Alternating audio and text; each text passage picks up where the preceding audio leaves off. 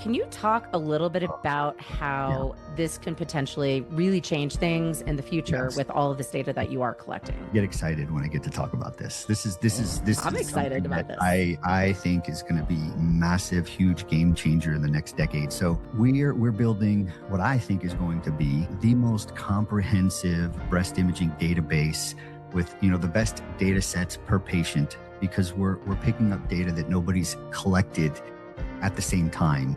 And we're feeding it into the cloud and an AI capable large language model, query based predictive AI database where we can get insights from the data that we're collecting.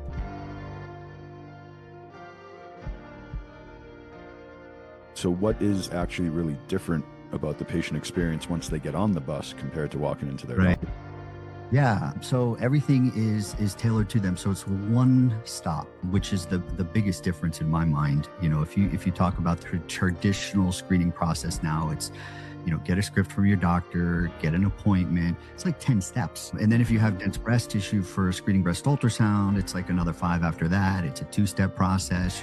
You're to the imaging center twice. You're missing time off from work. So we have condensed it all into one, basically, if you get the ultrasound, to a 30-minute appointment.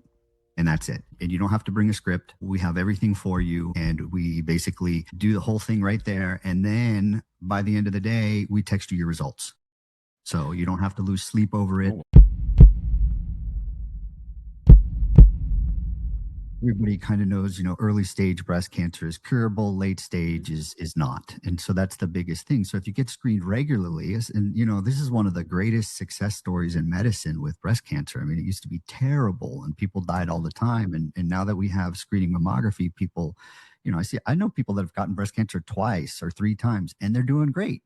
In their 80s, and they had a great full life. And so, yeah, I mean, it's just so important. And you bring up a really good point. So, if you're acutely ill, you've been shot or you're having a stroke or something, you'll pay $10,000 to jump in an ambulance to get treated, right? Every minute counts, and you're willing to do anything. But if you're feeling great and it's just a screening, out of sight, out of mind, you're not going to go to that extreme. So then it becomes very important for it to be easy. And so if a bus shows up at your work and they're like, hey, your employer promotes it, take 30 minutes, just go out to the bus, get screened. Your friends are there, your work coworkers are there, everybody's on board, having a good time. All of a sudden, everybody gets screened every year. And, ultimately more lives are saved. It's gotten much more comfortable than it used to be. So the days of the old analog mammography before digital came along and before tomosynthesis came along, they used to have to really compress to get good pictures. And it was really painful from what I understand. I've never had a mammogram yet. They are encouraging me to do so just so I can feel the experience, but I've resisted. But nowadays, with the digital screening mammogram and tomosynthesis and stuff, the images are so good. You don't have to compress as hard. And they even have a lot of, they have now patient controlled. You squeeze it until you feel uncomfortable and then stop, right? Okay. I very rarely hear the complaint of pain anymore. Very rare. There are a lot of pieces in place that are not designed for simple screening. It's kind of the traditional legacy thing that it's like Elon Musk. You take him for what he is, right? Good or worse. But in terms of a rocket, he can make a rocket. But you wonder, why are the rockets so skinny? And he tells the story because the roads are skinny, and you have to transport it from there to the launch pad. And so he's like, it would be much better if we had a big fat rocket and we could design it that way. But I can't, because of the existing infrastructure. And that's kind of what we deal with in screening, right? And we'd love to do it, but the existing infrastructure and in the background and the laws and everything that were designed with a good purpose, they're really preventing you from redesigning it in a successful way without getting yourself in trouble. So here we are. It's like FOMO for getting mammography.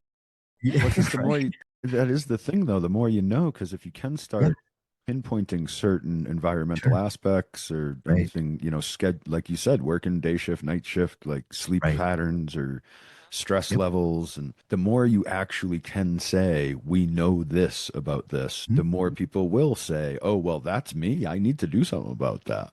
Yeah. And if you're like, we have to screen you to see, like, if that's all you can say to them, it's like, yeah, I mean. Exactly. Exactly. That's somebody else's problem. Yeah. I kind of, all right, listen, now that I've said mammography FOMO, you absolutely need to find a way to use that with like a tagline. You're like Mammolink, creating mammography FOMO everywhere. I love it. I love it. Yeah, It's all yours. You can have All it right, for thank free. Yeah, awesome. FOMO mammography. I mean, think about that. That's like a whole advertising campaign. Heather's just put her marketing hat on. Don't sue me later, please. No, she said you can have it. I'll hold her.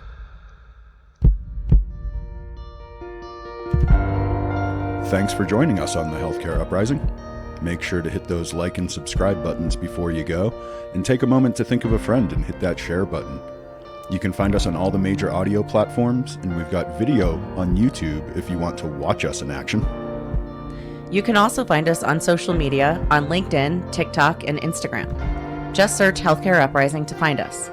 And if you're a new company with a cool new product, if you're someone innovating alternative methods for the health and wellness space, or if you have a personal healthcare journey you'd like to share with us here at The Uprising, please email us at healthcareuprising@gmail.com, and we'll get back to you about coming on the show. Well, that's all for this dose of Healthcare Uprising. Until the next time, keep looking for the good in the world, because sometimes it's where you least expect it.